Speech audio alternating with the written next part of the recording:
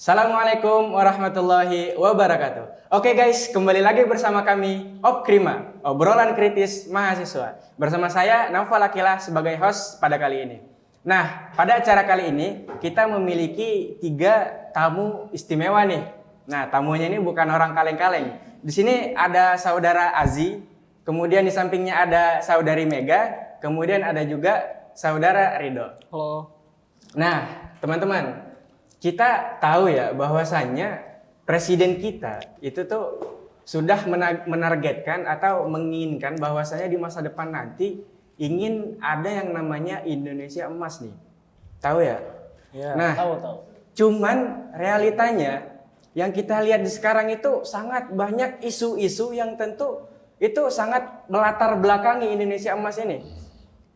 Mungkin bisa saja jadi Indonesia cemas. Nah, kayak misalnya ada isu seperti asusila yang dilakukan oleh dokter, kemudian ada isu yang katanya penyiksaan karyawan-karyawan yang ada di Taman Safari, ya. Kemudian yang lain-lainnya.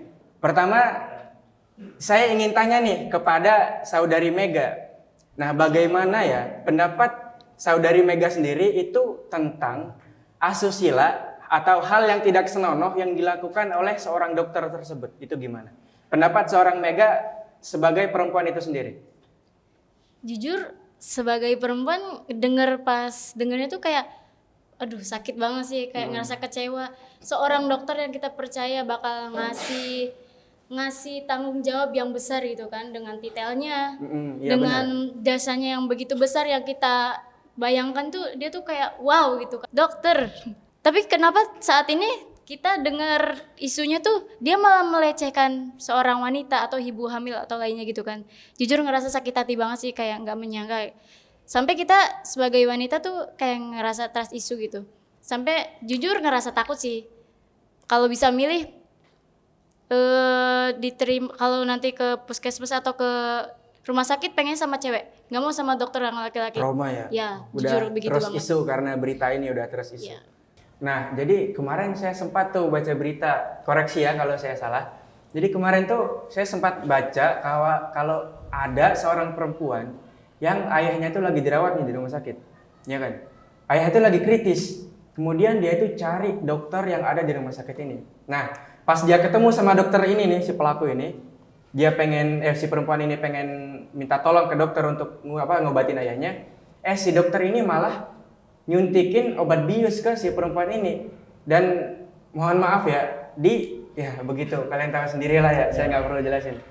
Nah, kemudian hal itu ketahuan ketika si perempuan ini bangun, dia merasa sakit tuh di area itunya, merasakan sakit.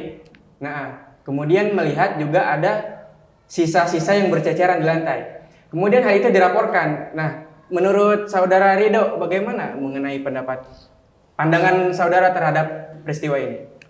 Ya tentunya sih ini bakal sih ya, bagi perempuan-perempuan atau banyak pasien lain itu kepercayaan itu kan sangat mahal ya. Pasti ini jelas mahal banget. Iya, apalagi tuh ini masalahnya dokter gitu. Jadi yang mana jadi otoritas buat kesehatan gitu kan. Nah, sementara kalau misalkan dokternya aja begini, seperti tadi yang dibilang Mega gitu kan. Akhirnya cewek-cewek terus isu dan pengennya tuh dokter yang cewek. Nah, cuman masalahnya tuh sekarang tuh nggak begitu banyak dokter cewek.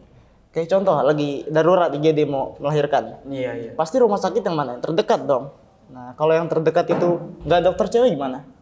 Mau sendiri? Benar. Ya kan? Itu problem juga sih. Iya. Nah, masalahnya jadi tuh fokusnya tuh harusnya ini ada dari pemerintah gitu ya. Itu meningkatkan kepercayaan kepada pasien dengan jaminan-jaminan tertentu kayak gimana para dokter dididik mungkin oleh para profesor psikolog gitu ya, didisiplinkan tentang etisnya, kemudian ditingkatkan juga fasilitas pelayanan supaya para pasien itu berani speak up gitu. Mungkin dari ini ya, surat anonimus atau gimana buat ke rumah sakit. Soalnya yang jadi masalah juga ini sih, mereka tuh pas lagi digituin sama dokternya, itu ngerasa mungkin mereka kan ngerasa ada yang aneh. Mereka takut juga soalnya di situ otoritas dokter tinggi. Terus juga mungkin udah tertanam masalah percaya aja lah sama dokter lah, dia benar gini-gini. Harusnya lebih dikritisin juga sih. Kalau ada yang nggak beres tuh harus lebih berani speak up. Cuman Emang mau nggak mau harus ada yang berani buat ungkapin ini gitu ya ke iya, atas. kemarin juga dengar itu kan. Soalnya katanya ceweknya tuh, wah pasti lagi panik gitu kan. Dia nge-freeze juga. Nih kenapa begini kan? Iya Nggak benar. expect juga, jadi lama loadingnya gitu. Terus pengawasannya juga harusnya lebih diperketat gitu kan. Pemerintah mungkin harus menjamin rumah sakit tertentu dengan fasilitasnya itu di pengawasannya ditingkatkan dan sebagainya gitu sih. Oke, kemudian ada juga isu yang mungkin udah viral belakangan ini juga ya, tentang yang katanya nih karyawan yang di Taman Safari, di sirkusnya terutama itu siksa. Saya baca ada yang katanya disetrum, ada yang katanya dipaksa untuk makan kotorannya sendiri, ada yang dipaksa bekerja, bahkan dia itu sedang hamil gitu. Menurut saudara Azi, gimana tentang peristiwa ini nih? Sebagai pemuda yang lagi nyari kerja gitu Iya. kan, jadi anak pertama, Biasalah. ini kebayang-bayang gitu, cari kerja pun susah, di tempat kerjaan pun makin susah. Iya. Ya, karena Dari gitu kerja kan. susah, pas kerja perilakunya malah nggak benar gitu ya. Gitu. Tapi dari yang saya lihat di berita, saya lihat di berita-berita dan yang sekarang lagi viral kan di sosial media, Iya.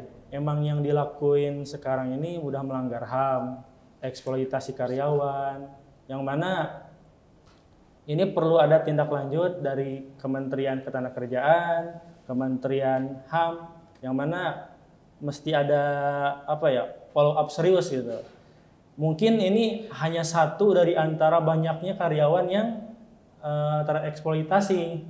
Contoh kayak sekarang, viral yang sekarang Taman Safari ini mengundang banyak viral yang lain. Contoh seperti karyawan yang ijazahnya ditahan, yang sekarang berviral tuh kan. Terus sholat Jumat dibatasi. Cuma 20 menit ya. Yang mana kan itu jauh dari toleransi, melanggar hak-hak dari karyawan itu sendiri. Cukup mengkhawatirkan di kondisi sekarang pekerjaan sulit, masuk pekerjaan pun malah makin sulit gitu.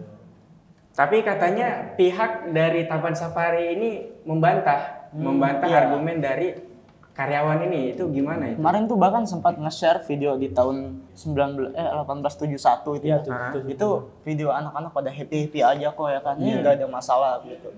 Itu gimana itu? Kan sebenarnya sih kejadiannya juga udah pernah terjadi di tahun 1997 ya kan. Cuman akhirnya Komnas HAM itu menyarankan ya. Dia ngurusnya menyarankan doang agar ini ditindak lebih, bukan ditindak sih, lebih diperbaiki lah. Cuman sayangnya hukum HAM itu baru ada tahun 1999. Nah, jadi itu tahun 2025 ini terulang lagi, itu menunjukkan bahwasannya adanya itu ketidakpuasan dari ex member itu JKT48. Kayak nggak terima gitu ya. Iya. Oke.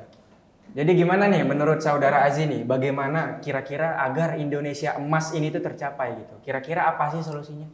Solusinya yang terpenting, kita kan sering ngomong pemerintahnya begini, pemerintahnya begitu Iya, kan. iya. Nah, tapi yang paling penting itu dari diri kita sendiri ya. Mau pemerintahnya baik buruk, itu kan yang menentukan bagaimana diri kita nih, pengembangan diri kita, kualitas diri kita, high value kita kan ditentuin dari diri kita tuh, yang akan membangun Indonesia emas nanti ke depan. Iya benar. Itu sih mungkin dari yang saya pikirin untuk sekarang. Baik, oke guys. Jadi sudah kita dengar pendapat dari saudara Azi, kemudian dari saudari Megan dan juga saudara Rido. Pendapat mereka itu sangat bagus-bagus. Jadi bagaimana cara agar Indonesia emas ini tercapai? Itu mulai dari diri kita sendiri. Nah, jangan serta-merta kita salahin, oh pemerintahnya begini, akan tetapi lihat diri kita sendiri, mulailah dari kita sendiri bagaimana agar Indonesia emas ini bisa tercapai. Baik, saya Naufal selaku host pada acara Opkrima kali ini mohon pamit undur diri. Sekian, Assalamualaikum warahmatullahi wabarakatuh.